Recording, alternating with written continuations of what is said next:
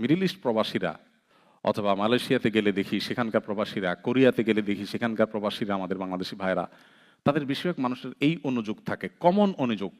সেটা হলো, ভাই না মারে খুশি করতে পারছি না বউরে খুশি করতে পারছি। বউর কাছে আসলে বকা শোনা লাগে, আবার মায়ের কাছে গেলেও বকা খাওয়া লাগে। তো এক্ষেত্রে মানুষ যেটা করে, অনেক লোক আছে বোকামি করে। বোকামি কি? বউর কাছে এসে বউরে বকা দেয়, এই তুমি আমার মায়ের কদর বুঝো না, তোমার কাছে মায়ের মূল্য নাই, তোমার মায়ের যেরকম মর্যাদা আমার মায়ের মর্যাদা, তুমি মা নিয়ে একটা খারাপ কথা বলবা না। ঝগড়া করে, মায়ের কাছে যায়। মা যখন বউয়ের ব্যাপারে উল্টাপাল্টা বলে, হ্যাঁ তুমি মা হয়ে এরকম কথা বলতেছো, তোমার মেয়ের ব্যাপারে এরকম কথা বলে তুমি সহ্য করবা, তুমি কিসের মা হইছো, আরেকজনের মেয়ের সম্পর্কে তুমি এসব ব্যাড কমেন্ট করছো, তুই জায়গাতে ঝগড়া করে।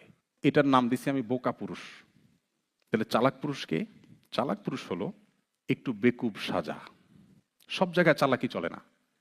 ফ্যামিলি লাইফে সুখী হওয়ার জন্য সেই পুরুষের চাইতে বুদ্ধিমান পুরুষ আর দ্বিতীয় জন নাই, যেই পুরুষ একটু বেকুব বেকুব সাজে। কিভাবে সেটা? বউর কাছে যাওয়ার পর বউ যখন বলবে, আসো আজকে তুমি বসো, রাখো তোমার ব্যাগ, খানা দানা পরে আগে শোনো তোমার মা কি বলছে, কি করছে তোমার মা, এটা বলতে পারে? তোমার ছোট ভাই এটা বলতে পারে, তোমার বোন আমাকে এটা বলতে পারে, বলো। তখন যদি আপনি বলেন যে কি হয়েছে বলছে, তুমি ধৈর্য ধারণ করো, তখন তো যুদ্ধ লেগে যাবে। আপনি তখন বলবেন, ওহ স্যাড, ভেরি ব্যাড, আমার মা এটা বলছে, ইস, কলিজাটা আমার ছিঁড়ে গেল, আমি আর নিতে পারছি না। তোমার এটা বলছে, কিভাবে বললো মা এটা? আরে দেখো, কোরআন হাদিস মাকে সম্মান করতে বলছে, উফ বলা যাবে না মায়ের সামনে, এটা যদি না থাকতো তাহলে আজকে আমি দেখে নিতাম, কিন্তু দেখো আমি তো পারছি না, এই জন্য মা, ইস, অন্য কেউ হইতে আজকে আমি হাতা গোছায় ফেলছিলাম, তোমার এইটা বললো। আসলে বলছে কিনা সেটা আপনার দেখারও দরকার নেই। জাস্ট আপনি এই কাজটা যদি করেন, দেখবেন স্ত্রীর রাগ একদম আকাশ থেকে পাতালে ধাপ করে নেমে যাবে। সে অর্ধেক স্যাটিসফাইড হয়ে যাবে যে আমার স্বামী আমার ইস্যুটাকে অন্তত সিরিয়াসলি নিয়েছেন। এবার দ্বিতীয় ধাপে এসে আপনার যেটা করতে হবে সেটা হলো আরেকটু ধৈর্য ধারণ করতে হবে। কারণ স্ত্রী তখন মনে করবে যে আমার স্বামীটা একটু বোকা শোকা, এই জন্য কিছু করতে পারে না, আমার ভালোবাসে ঠিকই, আমার জন্য সে সিরিয়াস, বাট সে কিছু করতে পারছে না, বেকুব এবং কাপুরুষ বেটা। এই জন্য আপনাকে দুইটা বকা দিবে, এই তুমি কি পুরুষ, এগুলো পুরুষের মধ্যে বলতেছো, তুমি অন্যায়ের প্রতিবাদ করতে পারছো না, আমার কাছে এসে মেয়া করছো। আপনি একটু চুপচাপ থাকেন।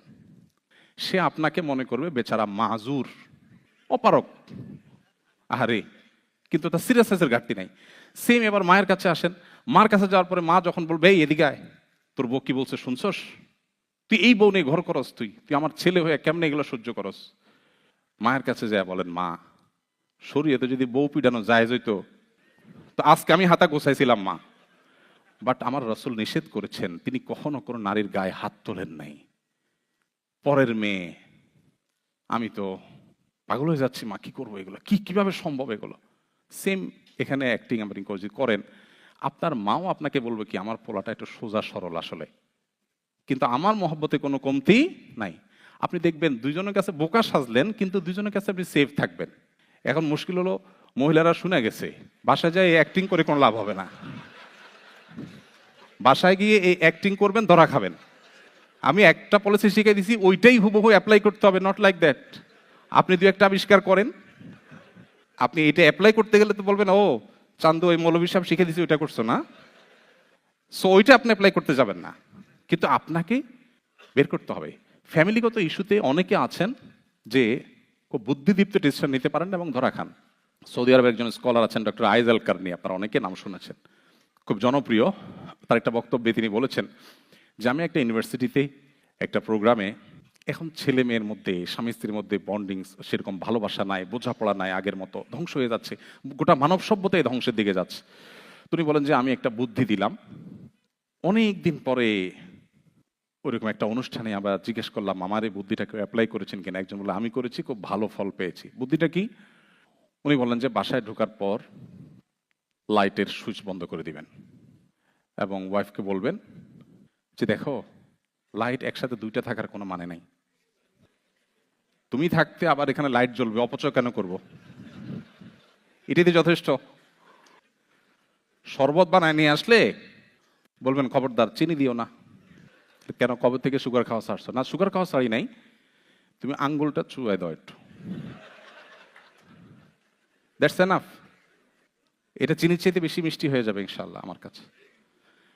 তুমি বলেন যে দেখেন, স্ত্রীর সাথে এই টাইপের আলাপ জায়েজ আছে। হাদিসে শুনছেন না আপনারা, বউয়ের সাথে মিথ্যা বলা জায়েজ? এর মানে এই না যে আপনি বাজার থেকে $20 দিয়ে মাছ এনে বলবেন আমি $5 দিয়ে কিনছি। বেশিরভাগ মহিলারা, আমাদের দেশে মহিলাদের কথা বলছি, টেন্ডেন্সি হলো জামাইয়ে কেনাকাটা করে যদি ধরা খায়, তো ধরা খায়া বেচারা যদ্দুর কষ্ট পায়, বউয়ের বকা খায় তার চেয়ে বেশি কষ্ট পায়। কারণ বউ তারা গোষ্ঠী উদ্ধার করে যে একটা জিনিস পর্যন্ত কিনা শিখায় নেয় তোমার মা, এটার দাম এত।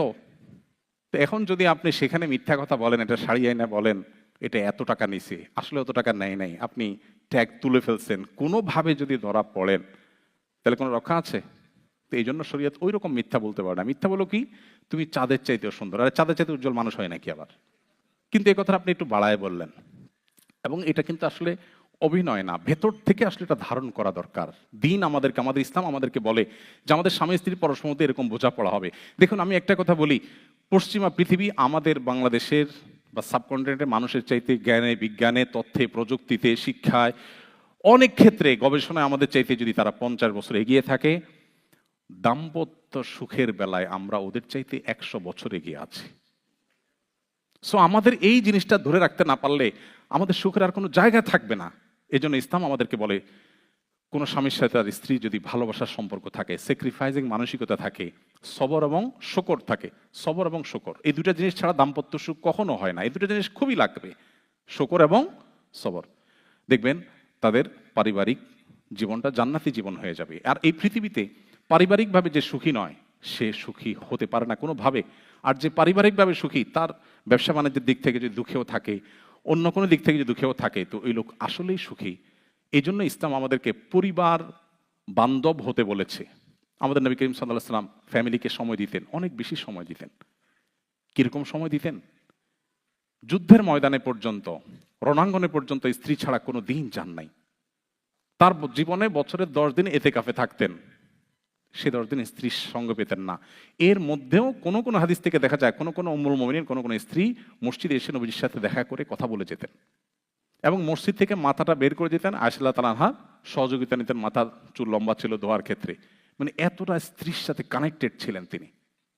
কিন্তু আমাদের আজকে সে সম্পর্ক নাই। আলহামদুলিল্লাহ, যারা যত বেশি দিনদার তারা স্ত্রীকে তত ভালোবাসেন, এবং যে নারী যত দিনদার তিনি তার স্বামীকেও ততটা ভালোবাসেন। আমাদের সম্পর্কগুলো শেষ হয়ে যাচ্ছে। প্লিজ উন্নত দেশগুলোর ভালো জিনিসগুলো গ্রহণ করুন। তাদের অনেক কিছু আছে ভালো, ডেফিনেটলি সেগুলো গ্রহণ করেন, কিন্তু তাদের কাছ থেকে এমন কিছু গ্রহণ করবেন না যেটা আপনার ধ্বংস ডেকে আনবে। সবকিছু অন্ধের মতো গ্রহণ করা এটা কোনো বুদ্ধিমানের কাজ হতে পারে না।